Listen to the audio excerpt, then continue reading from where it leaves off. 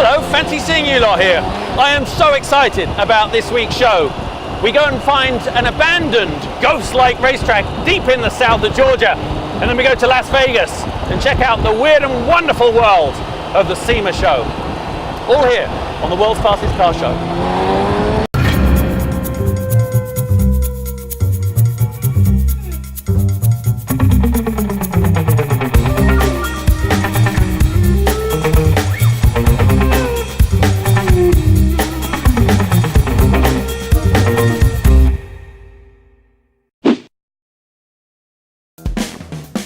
I am here at SEMA 2011 in Las Vegas. Now, what I love about this show is that if you can imagine it, you can find it here. There are gadgets, there's technology, there's cars, there's paint jobs, there's creations, there's customizing. Honestly, it almost blows the mind. And so in what is a little bit of a tradition of ours, we're calling this next segment the weird and wonderful world of SEMA 2011. Check it out. In the world of full customization, this has to be the ultimate DIY experience. It is the Local Motors Rally Fighter. You've probably seen it, it's been on quite a few TV shows recently. But what I love about this is that online you design your ultimate off-road driving experience car.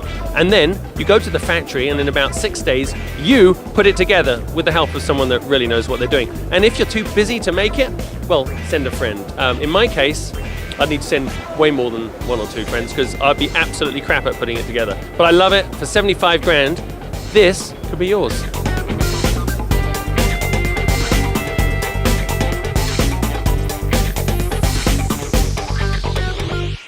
Well, you know my fondness for fast police cars, well, hopefully being behind the wheel of one rather than being chased by one. Well, this is a great story. 2 great police officers from Oxnard County we got to meet the other day, and this is their Mustang. It's part of a program called DRAG, which is drag racing against gangs and graffiti. They take kids that otherwise would be stepping off the wrong side of the law in the world of gangs and all the bad things that entail, and they get them to work on the car and be involved, and it's a very positive message, and it's really, really fast. Some of these paint jobs are literally works of art. You don't want to touch them, and I'm sure it takes a lot of care and attention. But remember, this is my weird and wonderful at SEMA. So this is the paint job for a real man. I imagine that in a fender bender, you would come off worse because this entire vehicle, this whole truck, has been sprayed with bedliner material. Ow.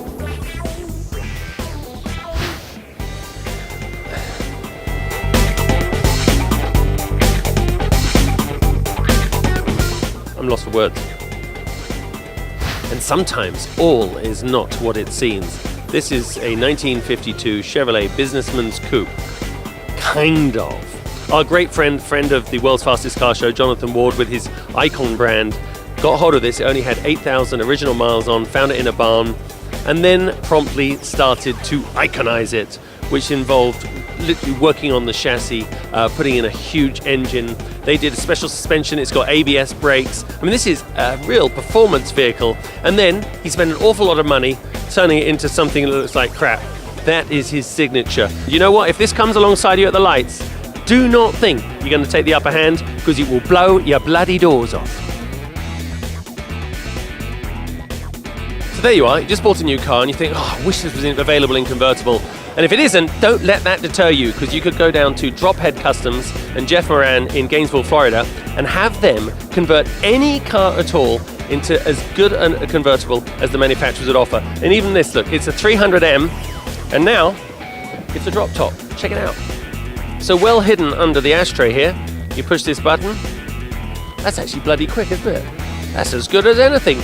Now, there's a lot of engineering involved here. It's not as simple as it looks. Apart from the structural integrity of the car, which you have to not only maintain but improve on, you have to get all that packaging into the trunk without compromising rear seat space or trunk space. So it's a big thumbs up to Jeff and his team at Drop Top Customs.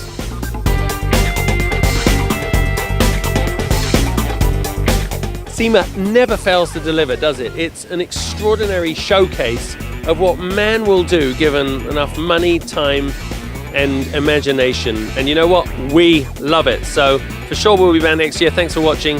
See you soon on the world's fastest car show.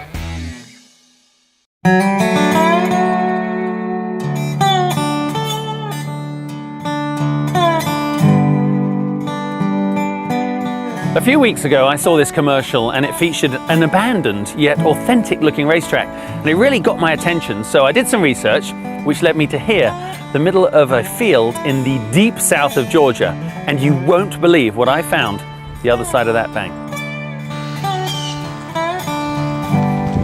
I'd like to introduce you to Middle Georgia Raceway. Launched in 1966, this track has actually unfortunately been largely forgotten by both the racing and local community for over 25 years. But at one time it was home to the Georgia 500, with all the big NASCAR stars of the day racing here. In the late 60s, there was an FBI raid during a race meeting as they uncovered a moonshine distillery underneath Turn 3. And then in the early 70s, they held the Woodstock of the South with Jimi Hendrix and the Allman Brothers all playing to massive crowds in a field behind the stadium. If you listen carefully, you can almost hear the ghosts of the drivers, the cars and the fans. So here's a bit of history for you. Back on June 1st, 1969, Bobby Isaac won the NASCAR feature race here at an average speed of 73.7 miles an hour in a Dodge Charger.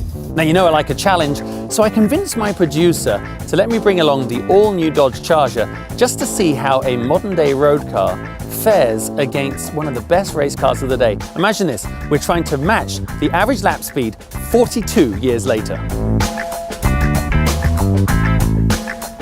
One of the things you do as a driver when you come to a new track is to do effectively a track inspection, and this is a one-of-a-kind experience, I can tell you. When it comes to the safety, there is none. In all fairness, it's in pretty good shape considering it was abandoned for 25 years. But for a modern day performance challenge, maybe not so. I do have to navigate my way around a few potholes and seams filled with grass. But back in its heyday, the fast lane, the fast groove if you like, was definitely at the top, right up there against the non-existent safety barrier. It's about a 20-foot drop off the top there. What seems like a good idea back at the office, not so right now. And this, my friends, is something a little bit different. A 1968 Dodge Charger. Let's just say technology's moved on a bit. I guess the seatbelt is on back order from 1968. So what Dodge decided towards the end of the 60s was that they needed something a little bit sportier to compete with the other major American manufacturers. So they came up with this sort of fastback shape, and it became pretty much an instant classic. And when you think that the race cars of the day were not much different from the car I'm driving now, such was the influence and power of NASCAR that you would find the necessary required bodywork modifications, giving a little bit of aero, like a little lip on the rear trunk, just so you could keep the back stable above 150 miles an hour at places like Daytona. And I love these cars. The fact that, you know, it is another world.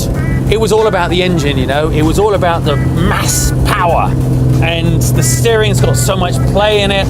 I'm not even going to attempt to hit the brake pedal, although it is about 9 inches wide.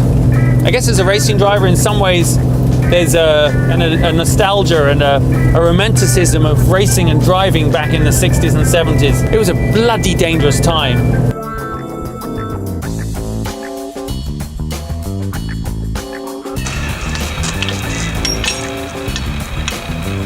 Let's do this. You've got roots coming down from the trees at the top. You've got quite big cracks in the road. And absolutely no bloody barrier. Check back each week for more on your eBay Motors mobile app. And for even more World's Fastest Car Show action, click over to ebaymotors.com/WFCS, as in the World's Fastest Car Show.